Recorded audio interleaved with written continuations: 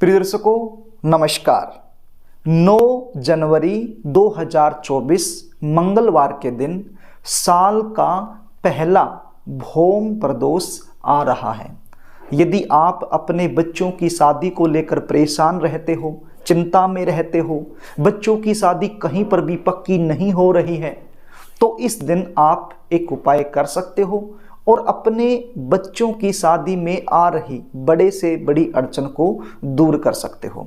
कई बार बच्चों की जन्म कुंडली में ग्रह और नक्षत्रों के कुछ ऐसे दुर्योग बन जाते हैं जिसके चलते विवाह में लगातार विलंब होता रहता है।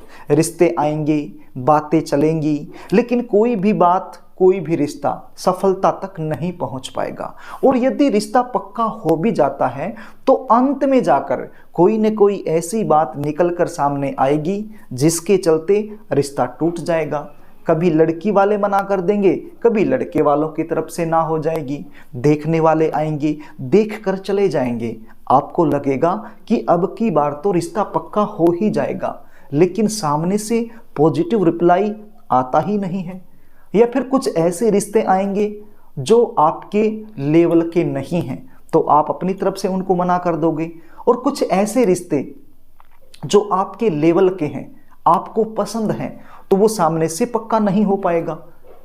बच्चों की उम्र लगातार निकलती जाएगी, तो ऐसे में बच्चे तो परेशान होते ही हैं, लेकिन बच्चों से कहीं ज़्यादा परेशान माता पिता हो जाते हैं। क्योंकि हर माता पिता यही चाहता है कि बच्चों की शादी समय पर हो जाए, उनका घर बस जाए, उनको एक ऐसा जीवन साथी मिल जाए जो जीवन भर उनका साथ निभा सके। तो प्रिय दर्शकों, यदि आप भी इन समस्याओं से जूझ रहे हैं तो चिंता करने की आवश्यकता नहीं है। जो उपाय मैं आपको बताने वाला हूं, इस उपाय को आपने अच्छे से समझ लेना है। उपाय बताऊं इससे पहले आपसे निवेदन करना चाहूँगा, यदि आप चैनल पर नए हैं और अभी तक आपने इस चैनल को सब्सक्राइब नहीं कर रखा है तो अभी इस चैनल को सब्सक्राइब कर लीजिए और बेल आइकन को भी प्रेस करके रखिए, ताकि हमारी आने वाली इसी प्रकार की नई वीडियो का नोटिफिकेशन तुरंत आपको मिल जाए और बिना किसी अड़चन के वो वीडियो आप आसानी से देख पाएं। तो प्रिय दर्शकों, अब आप उपाय सुन लीजिए, इसको ध्यान से सुन लीजिए। किस प्रकार से करना है, सारी जो क्रिया है मैं आपको अभी बताने वाला हूं। प्रिय दर्शकों, आपके पास एक बेलपत्र होना चाहिए। पहले तो आपको बता दूं कि ये उपाय कब करना है। 9 जनवरी 2024 मंगलवार के दिन, भौम प्रदोष के दिन, सुबह से लेकर शाम तक ये उपाय आप कभी भी कर सकते हो। यानी सुबह के समय भी कर सकते हो, शाम के समय भी कर सकते हो। जब भी आपको शंकर भगवान का मंदिर खुला हुआ मिल जाए तो उसी समय जाकर के ये उपाय किया जा सकता है। तो प्रिय दर्शकों, ये उपाय करने के लिए आपके पास क्या होना चाहिए, एक बेलपत्र होना चाहिए, बिल्कुल साफ सुथरा, कटा फटा बेलपत्र नहीं चलेगा। उस बेलपत्र पर आपने पीला चंदन और लाल चंदन लगाना है।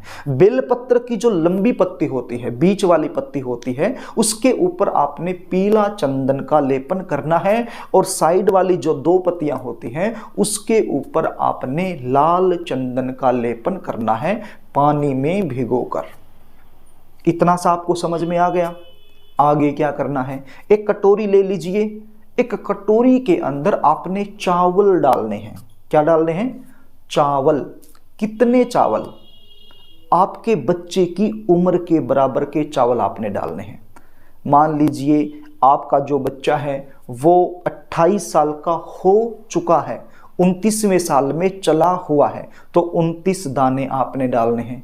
मान लीजिए आपका बच्चा 30 साल का हो चुका है और 31वें साल में चला हुआ है, तो आपने 31 दाने डालने हैं। किस चीज के, चावल के। बिल्कुल साबुत दाने आपने एक एक चुनकर साफ दाने ले लेने हैं और वो कटोरी में डाल लेने हैं। अब इसमें थोड़ा सा पानी डाल लेना है और पीले रंग का चंदन आपने डाल लेना है। यानी कि पीले रंग का जो चंदन है उसकी सहायता से आपने इन चावल को पीला कर लेना है। अब आपके पास ये बेलपत्र हो गया और ये चावल हो गए, और साथ में एक पानी का लोटा आप ले लीजिए जिसके अंदर थोड़ा सा गंगा जल मिला हुआ हो। ये चीजें लेकर के आपने शंकर भगवान के मंदिर में चले जाना है। या तो सुबह के समय चले जाइए या शाम के समय चले जाइए। जाने के बाद सबसे पहले जो जल का लोटा आप लेकर के गए हो उसको आपने शिवलिंग पर अर्पित करना है, ओम नमः शिवाय बोलते हुए, अपनी मनोकामना बोलते हुए। उसके बाद इस बेलपत्र को भी आपने शिवलिंग पर ही अर्पित कर देना है और उसके ऊपर अपना राइट हैंड रखकर अपनी मनोकामना बोलनी है।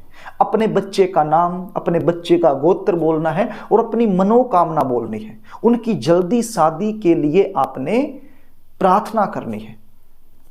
उस बेलपत्र पर हाथ रखकर आपने बेलपत्र शिवलिंग पर रखा और उसके ऊपर अपना राइट हैंड रख लिया और अपनी मनोकामना आपने बोल दी। उसके बाद क्या करना है? उसके बाद ये जो पीले रंग के चावल आपने तैयार करे हैं ये अशोक सुंदरी के स्थान पर आपने रख देने हैं। अब अशोक सुंदरी क्या होती है हर कोई नहीं जानता है, तो इसलिए मैंने स्क्रीन पर एक फोटो दिखाया है। ये देखिए यहाँ पर एक मोटी सी लाइन होती है, इसको अशोक सुंदरी बोलते हैं। तो यहाँ पर आपने अपनी मनोकामना बोलते हुए उम्र के बराबर के जो चावल हैं वो रख देने हैं। चाहे आप लड़के के लिए कर रहे हैं या लड़की के लिए कर रहे हैं, बिल्कुल सेम प्रोसीजर रहेगा, विधि विधान तरीका यही रहेगा। चाहे आप बच्चे खुद हो, खुद भी अपने लिए कर सकते हो, तो खुद कर रहे हो तो भी इसी प्रकार से आपने करना है, और आप माता पिता हो तो भी इसी प्रकार से आपने करना है। इतना सब करने के बाद वहीं पर बैठकर एक मंत्र का जाप आपने करना है कम से कम 21 बार। यदि आप 108 बार कर दो तो ये तो अति उत्तम है, और यदि इतना समय आपके पास नहीं है तो कम से कम 21 बार आपने जरूर करना है। मंत्र क्या है? श्री शिवाय नमस्तुभ्यम, श्री शिवाय नमस्तुभ्यम, श्री शिवाय नमस्तुभ्यम, श्री शिवाय नमस्तुभ्यम। इस मंत्र का जाप करना है, 108 बार करना ही चाहिए, बिल्कुल आसान सा मंत्र है। और नहीं है इतना समय तो 21 बार तो जरूर आपने करना है। और उसके बाद भाव से, मन से, हृदय से, श्रद्धा से भगवान के चरणों में आपने प्रार्थना करनी है कि हे प्रभु, मैं आपकी शरण में हूं, मुझ पर आप कृपा करें। जरूर आपकी प्रार्थना स्वीकार करेंगे। तो इस प्रकार से आपने प्रार्थना करनी है और अपने घर को चले आना है।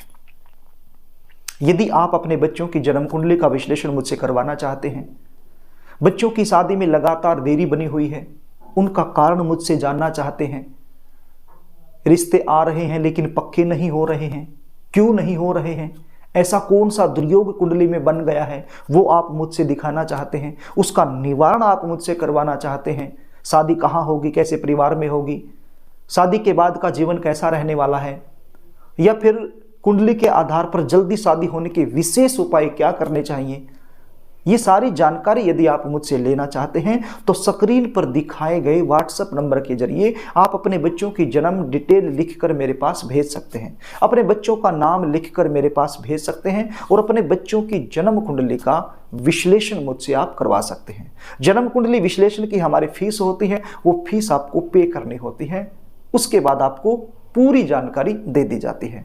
प्रिय दर्शकों, यदि कार्यक्रम आपको अच्छा लगे तो इस वीडियो को लाइक करना, पुण्य के भागीदार यदि आप बनना चाहते हैं तो इसको शेयर भी करना और कमेंट बॉक्स में श्री शिवाय नमस्तुभ्यम जरूर लिखना।